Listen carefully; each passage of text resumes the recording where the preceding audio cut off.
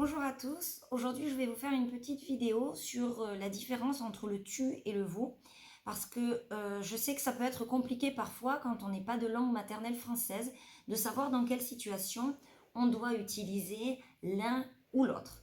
Alors globalement c'est assez simple, je dirais qu'on utilise le tu avec les personnes qu'on connaît bien ou avec les personnes avec qui on a une bonne relation. Donc, c'est par exemple les membres de sa famille. Bien entendu, on dit tu à son père, à sa mère, à son frère, sa sœur, les cousins, les cousines, les grands-parents. Il n'y a pas de problème. On dit également tu à ses amis.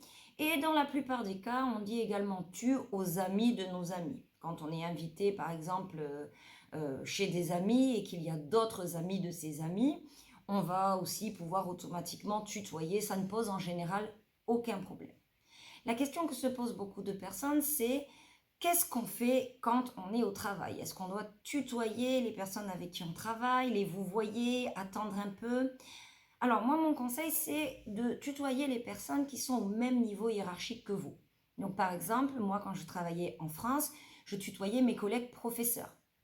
On a le même travail, on fait la même chose, donc je te tutoie. Par contre, quand je travaillais en France, vous voyez le directeur de l'établissement pour lequel je travaillais et également les agents d'entretien.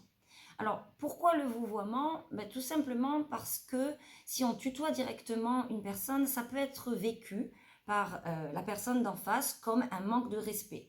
Un manque de respect dans les deux sens. Soit la personne peut penser qu'on se croit au même niveau qu'elle, par exemple avec le directeur de l'établissement où vous travaillez ou la directrice, vous lui dites directement tu, ça peut être mal perçu.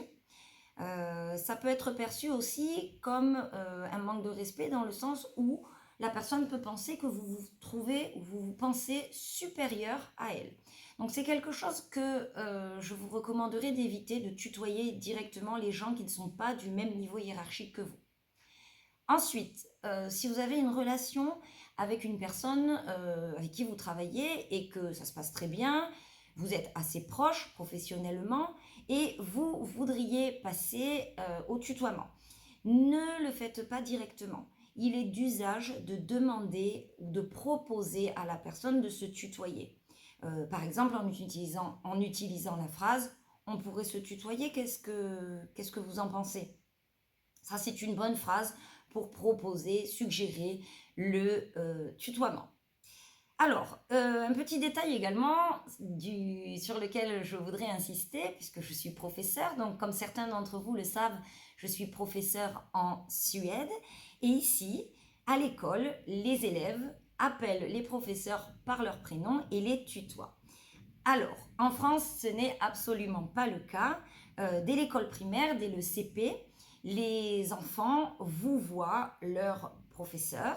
Et donc, quand ils sont au CP, du CP, disons jusqu'au CM2, qui est la partie de l'école primaire, les enfants vont appeler leur professeur maître ou maîtresse et les vouvoyer. Ensuite, quand on passe au collège ou au lycée, on va passer sur monsieur, madame directement.